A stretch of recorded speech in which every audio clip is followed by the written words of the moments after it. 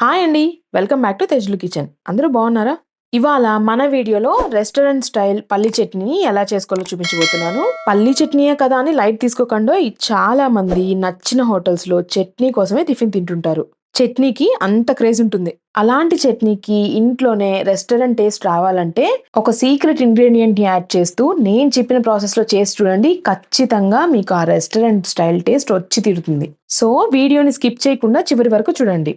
ముందుగా స్టవ్ మీద ఓ పాన్ పెట్టుకొని ఒక కప్ పల్లీలను వేసుకొని లో ఫ్లేమ్‌లో దోరగా వేయించుకోవాలి. పల్లీలతో చేసే ఏ చట్నీకైనా సరే పల్లీలు లో ఫ్లేమ్‌లో బాగా వేగితేనే చట్నీకి మంచి టేస్ట్ వస్తుందండి. మీరు హడావిడిగా హై ఫ్లేమ్‌లో వేయిస్తే బయట కలర్ చేంజ్ అయిపోయి లోపల పచ్చిగానే ఉండిపోతాయి. సో, ఇక మీరు టేస్ట్ కోసం ఏ ఇంగ్రీడియెంట్ వేసినా సరే చట్నీకి టేస్ట్ అస్సలు రాదు. సో, లో ఫ్లేమ్‌లోనే ఫ్రై చేసుకోండి. పల్లీలు ఇలా ఈ మాత్రం వేగాక అందులోకి 1 ½ టేబుల్ స్పూన్ దాకా ఆయిల్‌ని వేసుకోండి. నెక్స్ట్ అందులోకి మీ కారానికి తగ్గట్టుగా కాకుండా డబుల్ క్వాంటిటీలో పచ్చిమిర్చిని ఇలా నిలువుగా కట్ చేసి వేసుకోండి. అలాగే 3-4 వెల్లుల్లి రెమ్మలు, ఓ రెమ్మ కరివేపాకు, కాస్త అల్లం ముక్కని కూడా వేసుకొని లో ఫ్లేమ్‌లో ఒక 2-3 మినిట్స్ పాటు ఫ్రై చేసుకోవాలి.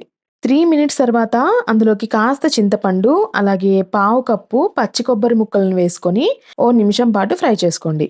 ఇలా అంతా వేగాక ఇక స్టవ్ ఆఫ్ చేసేసుకొని వాటిని ప్లేట్‌లోకి తీసుకొని చల్లారనివ్వండి.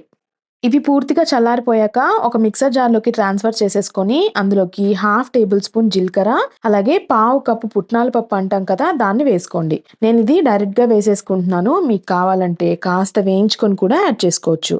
ఇప్పుడు మన సీక్రెట్ ఇంగ్రీడియెంట్ ఒక చిన్న ఉల్లిపాయని ఇలా కట్ చేసుకొని వేసుకోండి. చట్నీలో ఇలా పచ్చి ఉల్లిపాయని వేస్తే టేస్ట్ అనేది చాలా చాలా బావుంటుందండి. ఒక్కసారి ట్రై చేసి చూడండి. ఇక ఫైనల్‌గా రుచికి సరిపడా సాల్ట్‌ని వేసేసుకొని మెత్తగా గ్రైండ్ చేసుకోవాలి. ఇందులో మనం కొబ్బరిని వేసాం గనక చట్నీ అనేది కంప్లీట్‌గా సాఫ్ట్‌గా అవ్వదండి. కాస్త బరకగానే ఉంటుంది.